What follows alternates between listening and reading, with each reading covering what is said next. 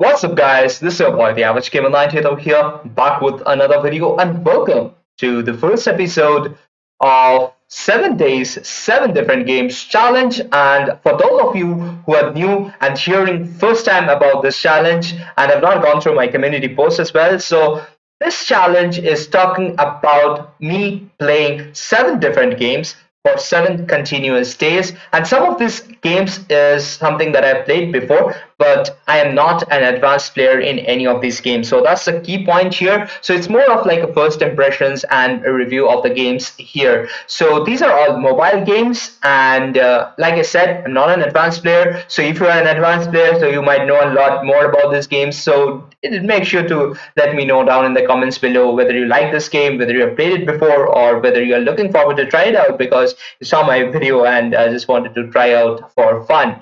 So let's get the party started on day one, first episode of 7 Days, 7 Games Challenge. And the game that we have over here at hand is Raid Shadow Legends. So let's jump in to this video right now.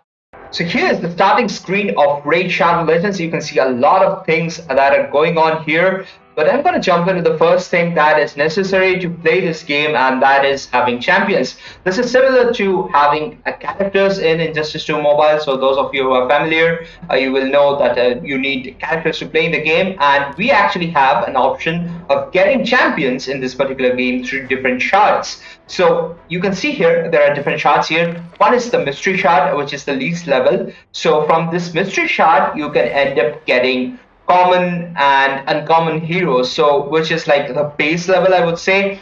And these champions are actually of different factions, and they can be rare, they can be epic, they can be legendary, common, uncommon. So there are 5 different variations of these particular champions. And here you can see, like, I ended up getting an ancient shard, and that is used for opening and getting a rare, epic, or a legendary champion. So a couple of shard openings here as well, and you could see what character I end up getting. So it was loading a bit slow, so I'm forwarding it a bit faster as well. So here I again gain another champion. So one thing to notice here is as well is these champions actually have different sorts of skills, and with the skills they are also a different types of champions. So one thing to look at here is whether it's an attack type champion or a support or a defense. There are multiple variables that are playing here, and the skills can actually be upgraded through different types of resources, which we'll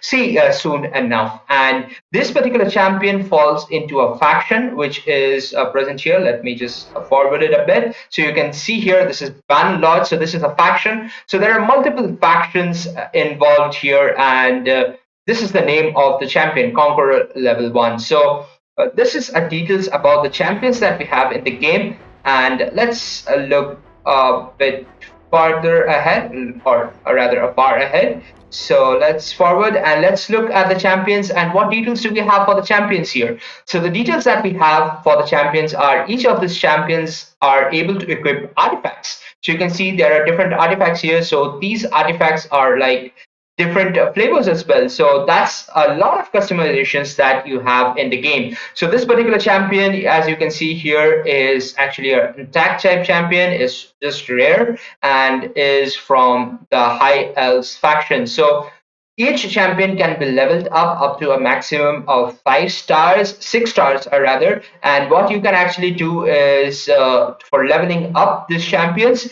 is have other champions sacrificed or fused. You can consider to level them up, or also there are other resources like they call it chickens. That's something interesting, but they have it there, and you can actually level up a champion. So also, let's look at what different champions you can have. So this is like a champion vault where all your champions are stored. So here are the artifacts. So these are the details of the artifacts. So you have a legendary type of artifacts as well, which you can even choose to upgrade and replace. So there are different sets of the artifacts, like a defense is a set, speed is a set. Each has its own like advantages, like it could boost something, it could give advantages in the battles, basically in a different forms of ways. And there are a lot of details here. So like I said, this is a short review, so not covering all the details, but there are definitely different sets. And what you can do is also upgrade this particular like artifact. So here you have an option of upgrading level 1. So there is a chance associated, and guess what? I'm lucky here. I did get it upgraded. So this kind of decreases, and the maximum level that I've seen till now is 16. So I don't believe it goes beyond 16. But like I said, I am a totally newbie to the game. So if it is different, so let me know down in the comments as well.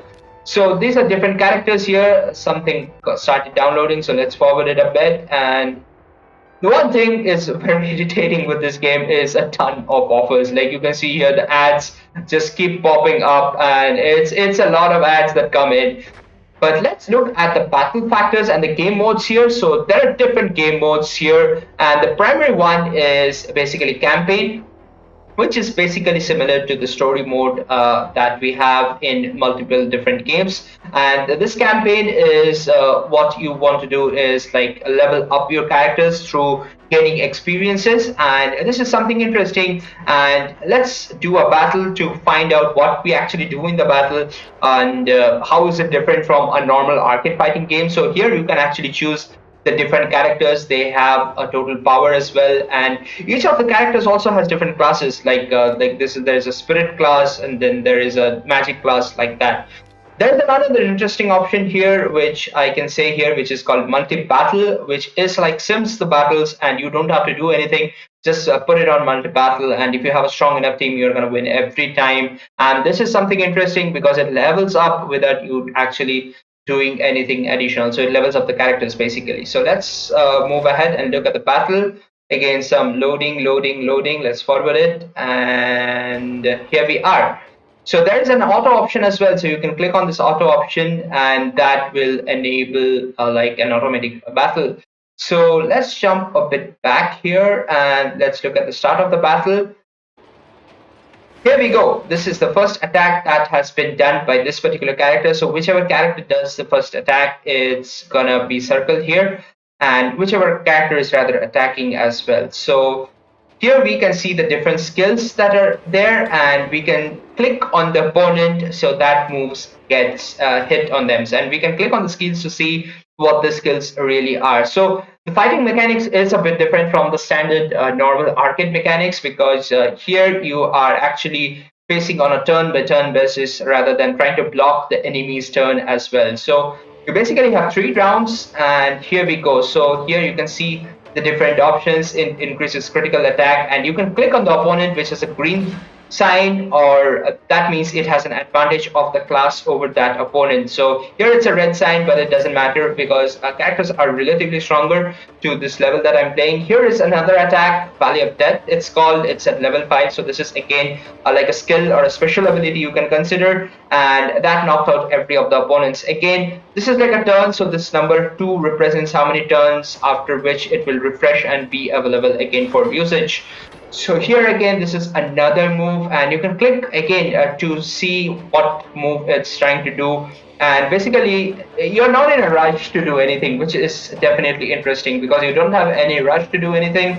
You can just relax a bit once your characters are leveled up, and you can just basically just enjoy the game in that way. So it's more of building up the characters. So from a small review standpoint, I would say that is definitely interesting because it will not be hyped up to rush and do a ton of damage just by through a lot of clicks and lot of clicks. So even if there is lag and anything like that, you're still gonna win if you have a decent team. So you do not have to worry about lag at all, screwing your gameplay at all. So here we have the first battle which got finished, and interesting to see all the characters, and these are the different rewards that you get. So here, one thing interesting you would see here, all of these characters are at level 40. So this is because my characters are not leveled up to 5 stars or 6 stars. So you are kind of grouped at like 40 for 4 stars, 50 for 5 stars, like that. So this is something that you might want to notice as well for this game. So let's move a bit ahead as well and look at the different things here. So this is Clan Boss. So Clan Boss is like a grouped event where you actually fight in a clan. And like I said, I'm not an advanced player, so it's very new, and not a lot of players are playing. So you have arena as well, and also you have this faction wars, so which basically means that characters from a specific faction can only be used to battle in this particular game mode. So you have the origin tribe crypt and different crypts which can be used for these keys that you see here, and you can do a battle and get advantages. So you don't see I have any characters here, so you can see that I don't have any characters, and as a result I cannot fight in this particular like faction war. So other thing that we have as a game mode is a dungeon map. So from this dungeon, you can again keep on fighting in like a specific boss. This is like a sub boss, you can say, and you can get different items as a result as well.